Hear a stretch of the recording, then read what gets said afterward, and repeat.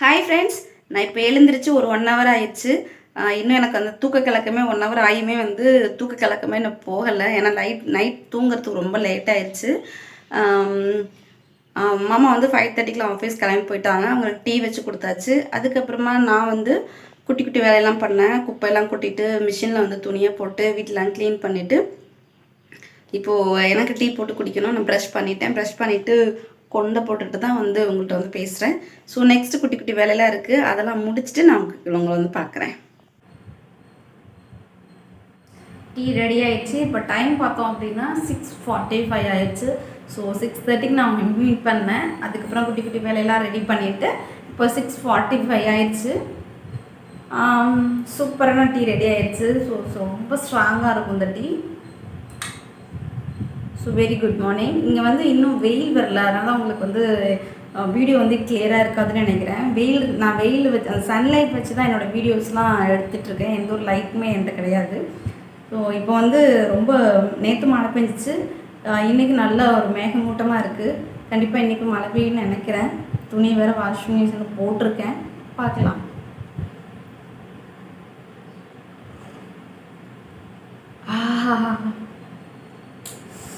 அப்பா, அப்படியே இந்த டீ தொண்டைக்குள்ள போகும்போது வேறு லெவலில் இருக்குது. அந்த இஞ்சி மிளகு இதெல்லாம் ஆட் பண்ணும்போது சூப்பராக இருக்குது. அப்படியே தப்பமாக இருக்குது காலையில் தொண்டைக்குள்ள போகும்போது. இது வந்து தைராய்டு உள்ளவங்களுக்கும், பிசிஓடி உள்ளவங்களுக்கும், வெயிட் லாஸ் பண்ணுறவங்களுக்கும் சூப்பராக ஒர்க் ஆகும். கண்டிப்பாக இந்த டீ ட்ரை பண்ணுங்கள். ரொம்ப ரிலாக்ஸாக இருக்கும். உங்கள் வெயிட்டே வந்து ஈஸியாக குறைக்கும். ஸோ அதனால் கண்டிப்பாக ட்ரை பண்ணுங்கள். இதுக்கான வீடியோ வந்து நான் ஆல்ரெடி போட்டிருக்கேன். வீடியோ வந்து லிங்க் வந்து நான் கீழே கொடுக்குறேன், செக் பண்ணிக்கோங்க. ஸோ டீ குடிச்சு நான் உங்களை வந்து மீட் பண்ணுறேன்.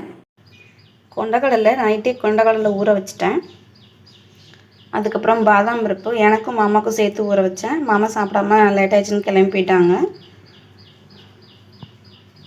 இங்கே வந்து பச்சைப்பயிறு வந்து நான் முளை கட்டுறதுக்காக எடுத்து வச்சுருக்கேன். நம்மளோட வெயிட் லாஸ் ஃபுட்டில் வந்து ஆட் பண்ணிக்கலாம் அப்படின்ட்டு முளைக்கட்டி நம்ம ரெடி பண்ணோம் அப்படின்னா நம்மளுக்கு வந்து சத்துக்கள் வந்து அதிகமாக கிடைக்கும். ஸோ அதுக்காக இன்றைக்கி வந்து மதியத்துக்கு வந்து கொண்டக்கடலை வச்சு தான் நான் ஒரு ரெசிபி பண்ண போகிறேன். ஸோ அதுக்காக தான் ஊற வச்சுருக்கேன்.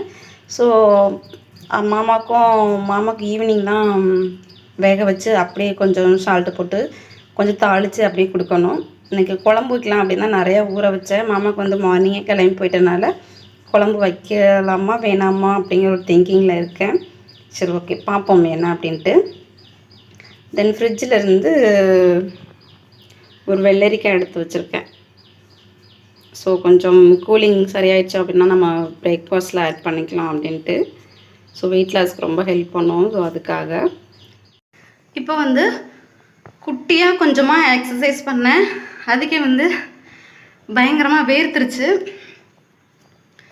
ஸோ இதுக்கப்புறமா வந்து நான் ஆல்மோஸ்ட் இப்போது வந்து லஞ்சுக்கு ரெடி பண்ணிட்டேன். வந்து தாளித்து விடுறது தான்.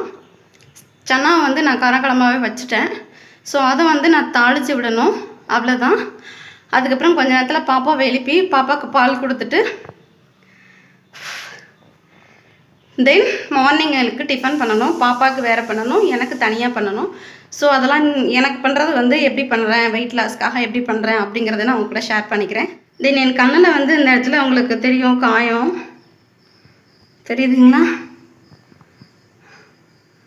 இது வந்து கடுகு வந்து தெரித்து விழுந்துருச்சு. ஸோ நான் ஒன்றும் பண்ணாது அப்படின்னு சொல்லிட்டு தொடச்சி விட்டுட்டேன். கொஞ்சமாக முகம் உடனே கழுவிட்டேன். ஆனால் அப்போல்லாம் ஒன்றும் பண்ணல, நல்லா தான் இருந்துச்சு, எரியல, ஒன்றும் செய்யலை. ஆனால் அடுத்த நாள் இன்றைக்கி வந்து நேற்று பட்டது, இது வந்து நேற்று மதியம் பட்டது. இன்றைக்கி வந்து பார்த்தோம் அப்படின்னா அது வந்து தீக்காய மாதிரி ஆயிடுச்சு. ஸோ அதுதான். அதனால் கொஞ்சம் சமைக்கும்போது கடுகு கருவேப்பிலெல்லாம் போடும்போது கொஞ்சம் கேர்ஃபுல்லாகவே இருங்க. நான் தள்ளியே தான் நிற்பேன், இருந்தாலும் எனக்கு வந்து கண்ணில் இந்த மாதிரி பட்டுருச்சு. நல்ல வேளை கண்ணுக்குள்ளே படலை. ஸோ அதுதான் காயம் ஆயிடுச்சு. ஸோ நான் இப்போ கொஞ்சம் நேரம் ரெஸ்ட் எடுத்துகிட்டு நான் அதுக்கப்புறமா வரேன். காலையில் இப்போ பிரேக்ஃபாஸ்ட் செய்கிறதுக்கு வந்து கொஞ்சமாக மஷ்ரூம், அதாவது காளான் வந்து கொஞ்சம் கொஞ்சமாக இந்த மாதிரி பொடி பொடியாக நறுக்கி வச்சுருக்கேன். கொஞ்சம் கருவேப்பிலை, கொஞ்சமாக ஒரே ஒரு தக்காளி, ஒரே ஒரு வெங்காயம் வந்து குட்டி குட்டியாக நறுக்கி வச்சுருக்கேன். ஒரு பீன்ஸ் நறுக்கி வச்சுருக்கேன். நீங்கள் கேரட் வேணாலும் ஆட் பண்ணிக்கலாம். முட்டையை வந்து நான் பீட் பண்ணி வச்சுருக்கேன். ஸோ இதை எப்படி பண்ணலாம் அப்படிங்கிறதே வாங்க பார்க்கலாம். கொஞ்சமாக நல்லெண்ணெய் ஊற்றிக்கிறேன். நம்ம எடுத்து வச்சுருக்க வெங்காயத்தை ஆட் பண்ணிக்கலாம். லைட்டாக வதங்கிடட்டும். வெங்காயம் சீக்கிரம் வதங்குறதுக்காக நான் கொஞ்சமாக சால்ட்டு போடுறேன். இப்போ நம்ம தக்காளி ஆட் பண்ணிக்கலாம். கூடயே கருவேப்பிலையும் ஆட் பண்ணிடுவேன். இப்போ லைட்டாக வதங்கட்டும். இப்போ வதங்கிடுச்சு, நம்ம பீன்ஸ் ஆட் பண்ணிக்கலாம். இதுவும் நல்லா வதங்கட்டும். உங்களுக்கு வந்து எந்த அளவுக்கு சாஃப்டாக வேணுமோ அந்த அளவுக்கு வந்து நீங்கள் ரெடி பண்ணிக்கலாம். ஸோ நல்லா பாயில் ஆகிட்டுருக்கு. இந்த டைமில் நம்ம மஷ்ரூம் ஆட் பண்ணிக்கலாம்.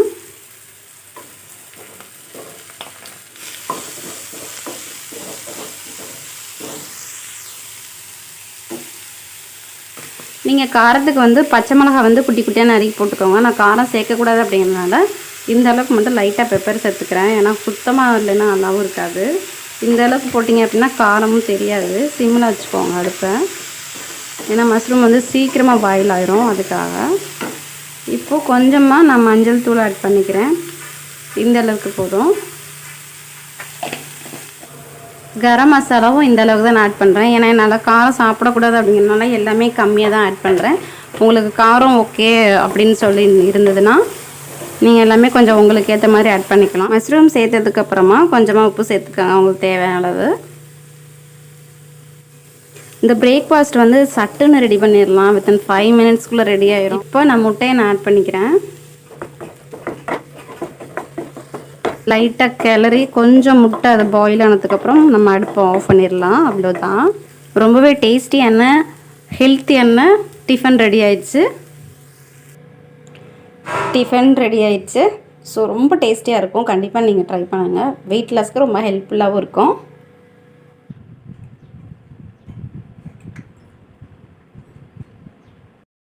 குக்கும்பர் எடுத்துருக்கேன், கொஞ்சமாக லெமன் ஜூஸ், உப்பு போட்டிருக்கேன், பெப்பர் போட்டிருக்கேன். மிக்ஸ் பண்ணி இப்போது சாப்பிட போகிறேன். இப்போ 11:30 ஆகுது. உங்களுக்கு பசிச்சது அப்படின்னா நீங்கள் சாப்பிட்லாம். நான் வந்து ஒரு வெள்ளரிக்காயில் பாதி நான் கட் பண்ணி வச்சுருக்கேன். ஸோ அதுதான் நான் சாப்பிட போகிறேன். இப்போது இருக்கும் பச்சை பயிரை வந்து இந்த மாதிரி முளை கட்டி வச்சுக்கோங்க. ஸோ இந்த அளவுக்கு நல்லா முளைச்சிருக்குன்னு பாருங்கள். பச்சை பயிரை மார்னிங் சாப்பிட்டோம் அப்படின்னா ரொம்ப நல்லது. ஸோ நான் மார்னிங் வந்து நான் மஷ்ரூம் எடுத்துக்கிட்டனால இப்போ நான் ஆஃப்டர்நூன் எடுத்துக்கிறேன். இந்த மாதிரி சாப்பிடும்போது நம்மளோட ஹெல்த்துக்கு வந்து ரொம்ப நல்லது. நம்மளோட ஸ்கின்னுக்கும் சரி, ஹேருக்கும் சரி, நம்மளோட ரத்தத்தினோட அதாவது ஹெச்பி லெவலை இன்க்ரீஸ் பண்ணுறதுக்கும் வெயிட் லாஸ் பண்ணுறதுக்கும் ரொம்ப ஹெல்ப்ஃபுல்லாக இருக்கும். ஸோ இதை சாப்பிடும்போது நம்மளோட ஸ்கின் ஒயிட்னிங்க்கும் ஹெல்ப் பண்ணும், ஹேர் க்ரோத்துக்கும் ரொம்ப ஈஸியாக ஹெல்ப் பண்ணும். குழந்தைகள்லேருந்து கர்ப்பிணி பெண்கள் முதல் எல்லாருமே எடுத்துக்கலாம், வயதானவங்க வரைக்கும். ஸோ இது ரொம்ப ஹெல்ப் பண்ணும். கண்டிப்பாக நீங்கள் இதை எடுத்துக்கோங்க. ஒரு பவுல் எடுத்துக்கிறேன். இது எல்லாமே என்னால் சாப்பிட முடியாது. ஸோ நிறையா பொருள் நான் இன்க்ரீஸ் கூட போடுறதுனால அதனால் இந்த அளவுக்கு நான் பச்சை பயிரை எடுத்துக்கிறேன். கூட வந்து வெங்காயம் வந்து நான் குட்டி குட்டியாக நறுக்கி வச்சுருக்கேன். ஸோ அதையும் ஆட் பண்ணிக்கலாம்.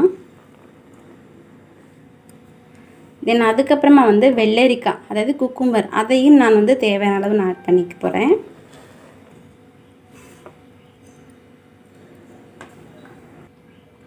கூட வந்து தக்காளி, நான் குட்டி தக்காளியாக சின்னதாக நான் ஆட் பண்ணிக்க போகிறேன்.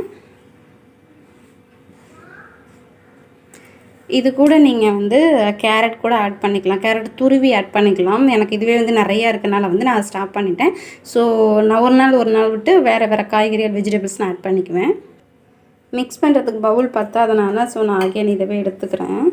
கூட வந்து டேஸ்ட்டுக்காக தேவையான அளவு உப்பு, இந்த அளவு உப்பு போட்டால் போதும். ஆனால் வந்து நம்ம பெப்பர் ஆட் பண்ணிக்கலாம். அதுவும் தேவையான அளவு நீங்கள் ஆட் பண்ணிக்கலாம். லெமன் ஜூஸ் நான் கட் பண்ணி ஆட் பண்ணிக்கிறேன்.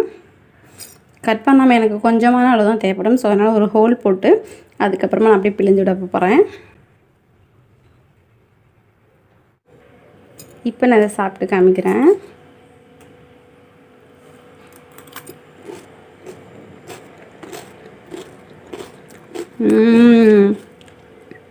சூப்பராக இருக்குது. அந்த தக்காளி அதுக்கப்புறம் பெப்பர், கொஞ்சம் சால்ட்டு, குக்கும்பர், பாசிப்பயிர், பச்சை பயிர் இதெல்லாம் ஆட் பண்ணி சாப்பிடும்போது நிஜமாகவே வேறு லெவலில் இருக்குது.